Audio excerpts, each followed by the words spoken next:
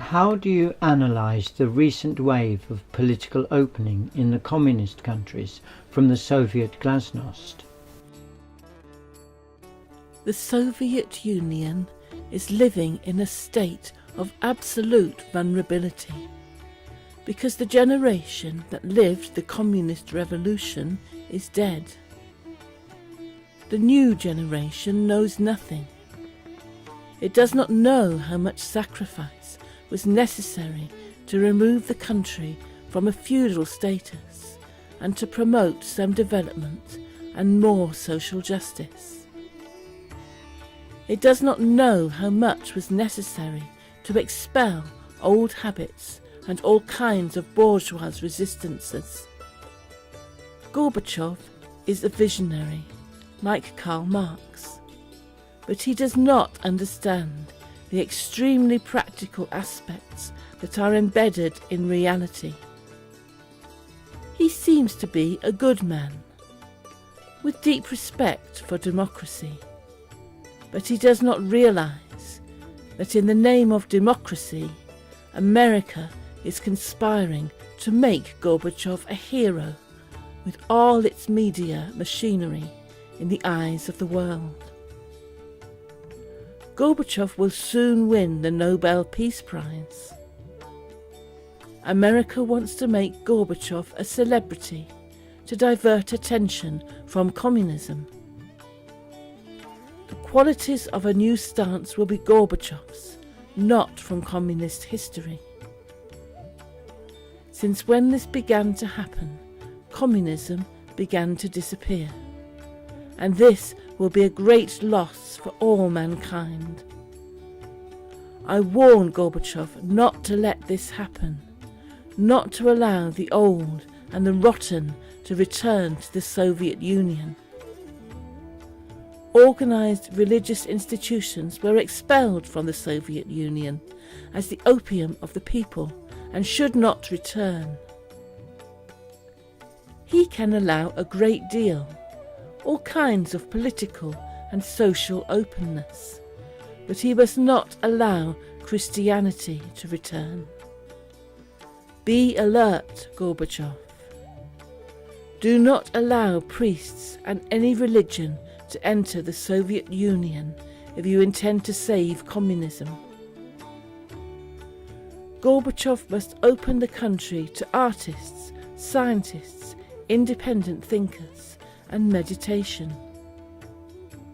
Communism is not the end, but it must be safeguarded as a fundamental step for the realization of the primordial dream of humanity, a world where everyone has equal opportunity and equal distribution of knowledge and wealth.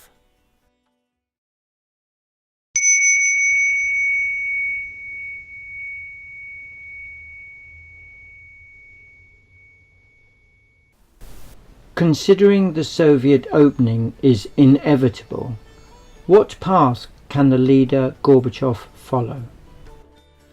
Gorbachev himself needs to dive into deep meditation. He cannot be just another politician.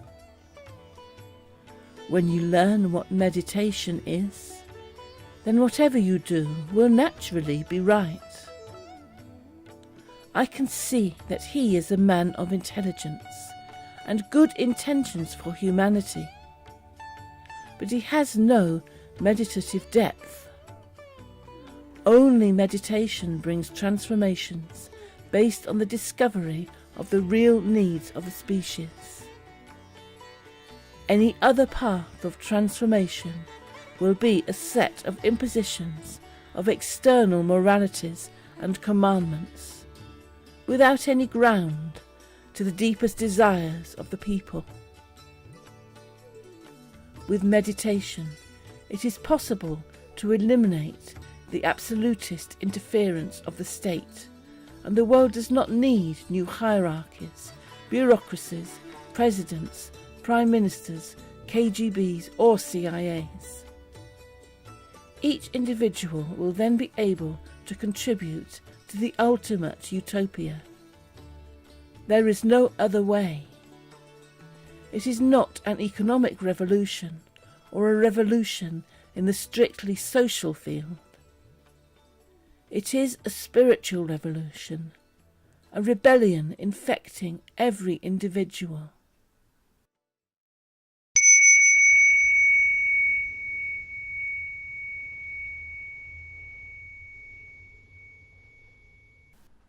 Do you agree with the universally popular saying that every person gets the government he deserves?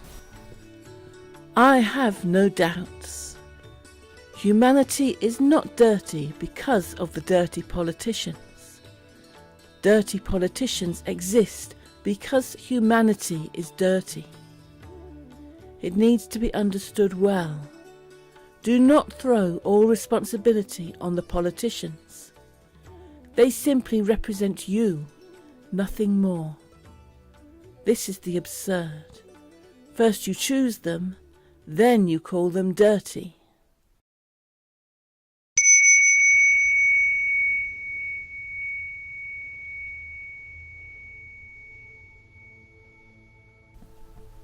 Then, is it not the power that corrupts people?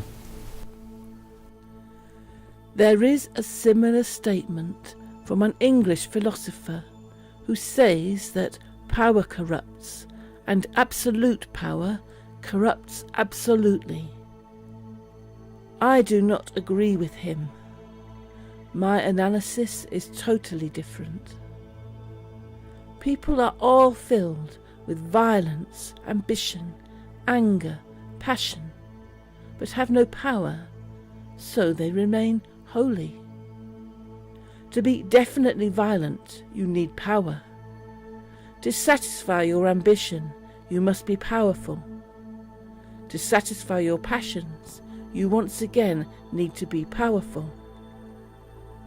It is when the power is in your hands that all the sleeping dogs begin to bark.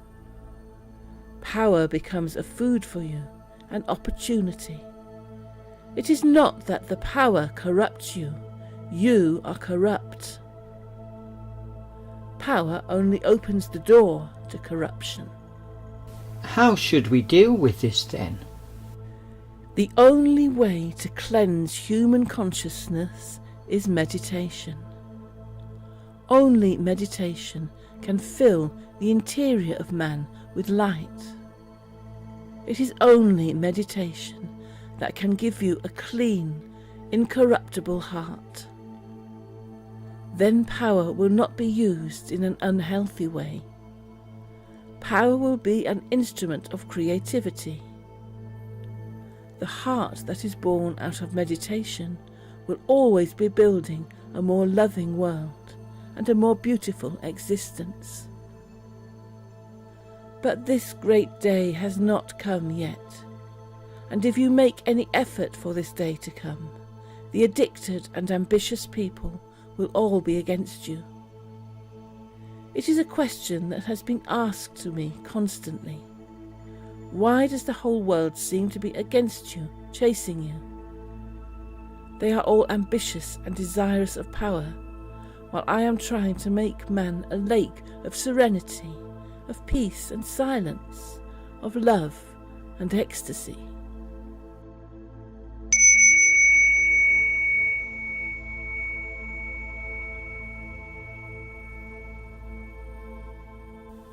Is democracy possible? People often understand democracy as the freedom to choose between politicians. For me, democracy means there are no more politicians. You choose someone, some individual, when you realise that you have found the right person for the right time. There are no political parties, and there is no reason for them to exist. People will be smart for the right choice. In fact, candidates approaching the people and asking, "Please choose me," is an absolutely ugly, worn-out thing. If he has in fact any capacity, people will have to ask him to assume this or that responsibility. True democracy will choose intelligent people, but the man of real vision will never beg for your vote.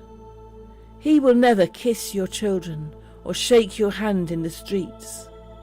He is not going to act on the television screen to show a performance similar to what you believe is ideal for a president. You will have to persuade him. Now the whole scene is transformed. Politicians will not persuade you. You will be forced to persuade someone to represent you.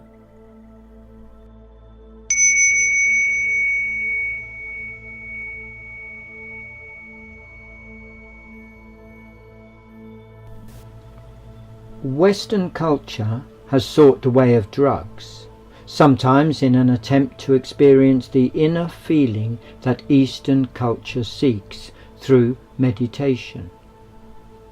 What is the role of drugs in this regard? I am generally not in favour of drugs. My insistence is on meditation.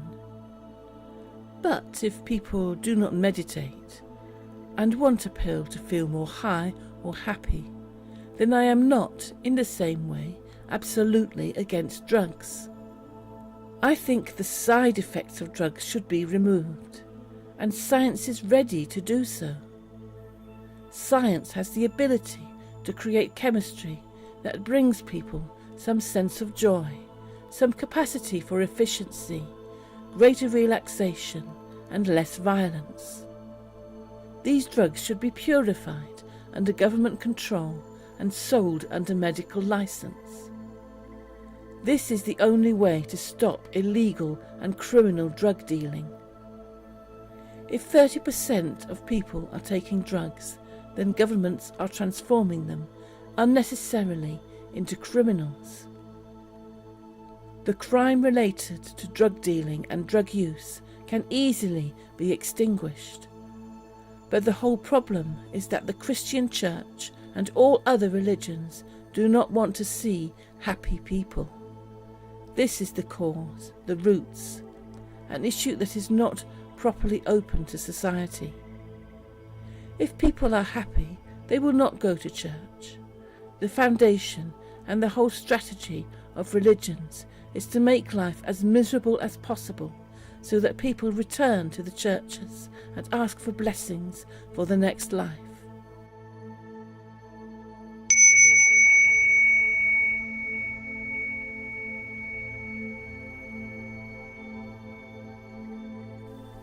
Brazil is now one of the countries with the highest incidence of AIDS cases.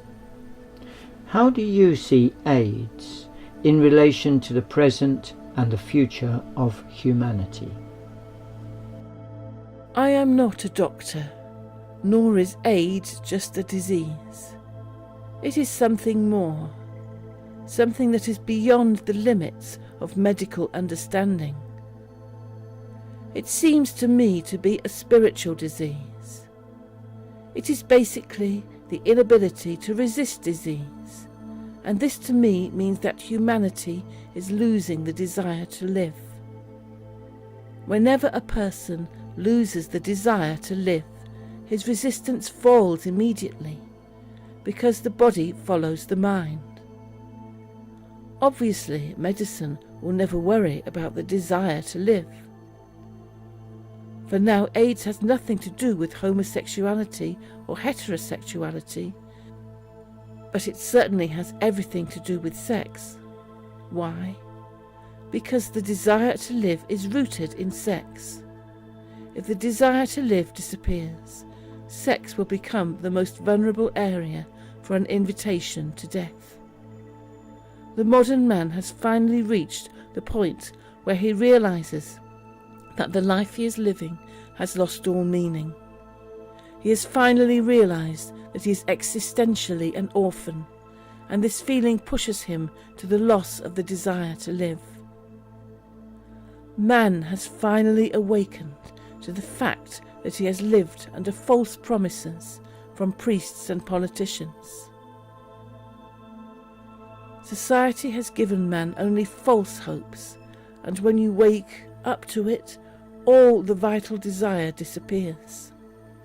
The first wound that appears will be in the sexual area. This, to me, is AIDS.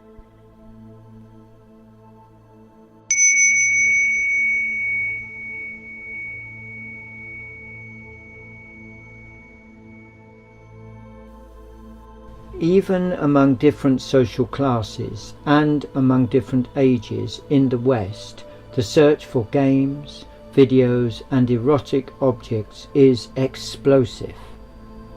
Why so much attraction to pornography? The whole responsibility is of an absolutely repressive tradition, built above all by its religions. They are responsible for all sorts of sexual perversions. They have made life so paralysed that their whole strategy of survival depends on the repression of the so-called sexual energy.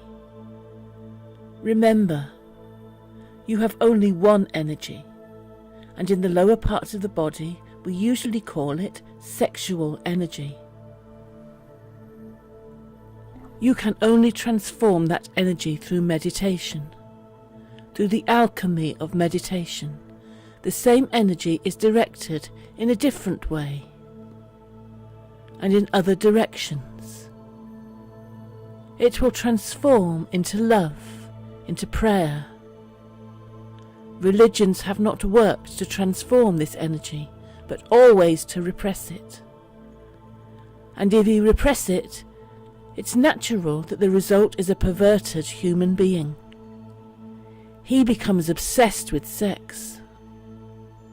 Religions have created a strange situation. They have created an obsession with sex and punish you with the responsibility for it. They are guilty for creating guilt in people. Once free from religious exploitations and religious conventions, there will be no interest in erotic games and objects.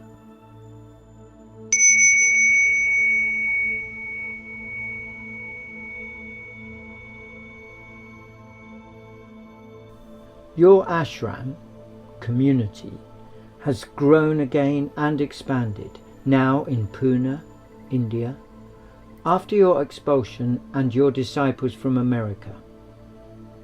What are the differences between the community now in Pune and the one that you have been doing in the state of Oregon in the United States? I do not think in any sense that the destruction of the commune in America was a loss. The way it was working was an endless trajectory. When 10,000 people want to live together, you have to build houses, make roads, prepare food at a factory pace, make clothes. 1,001 things are necessary. Gradually you lose sight of the real reason you are there. You came to meditate, to be with me in the most open way possible and in the most available way possible, to share my experience with me. To enjoy, to relax, to sing, to dance, to live in ecstasy. You did not come to work in a mechanical and endless way. Now I'm working in a totally different way. My community is now a mystery school. It's a community, but people are changing. There are some permanent people who take care of the interests of the visitors, but the community has in fact become a place of continual pilgrimage. You learn some things, drink from some source, and return to the world. I always want my friends to be in the world, coming only occasionally to me, staying with me, and leaving more renewed and whole. It is important that they return to the world, because the world needs to be transformed. We do not renounce the world. All religions have taught and teach, renounce the world. I teach, transform the world.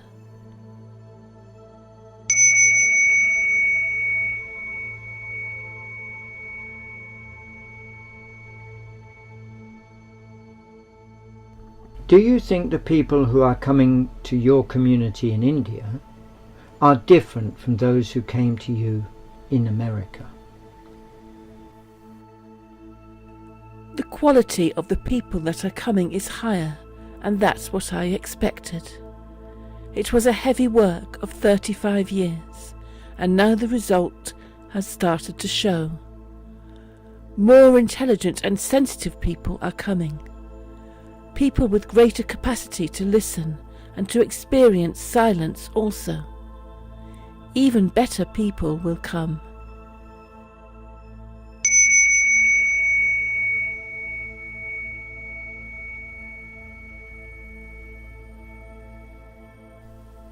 People who are listening to this interview, and Western people in general, may possibly object to a master-disciple relationship and the idea of spiritual surrender to a master. What exactly is the surrender of the disciple to the master? In the West, the idea of ego development has been greatly emphasized, cultivated and encouraged. Somehow this is natural. Every child has to go through the process of ego development to arrive at a recognition of the self. Observe the adolescents. They emphasize their differences. They want their own clothes. They want everything to be absolutely as they wish it to be. The character appears in adolescence. But as the ego develops itself, its barriers and side effects also become clear. The anguish arrives. A sense of separation from existence takes place. A loneliness, a sense of the futility of the whole game appears. The game of inflating yourself, I am me and no one else, loses meaning, and if you are a little smarter, you do not bear the joke for much longer.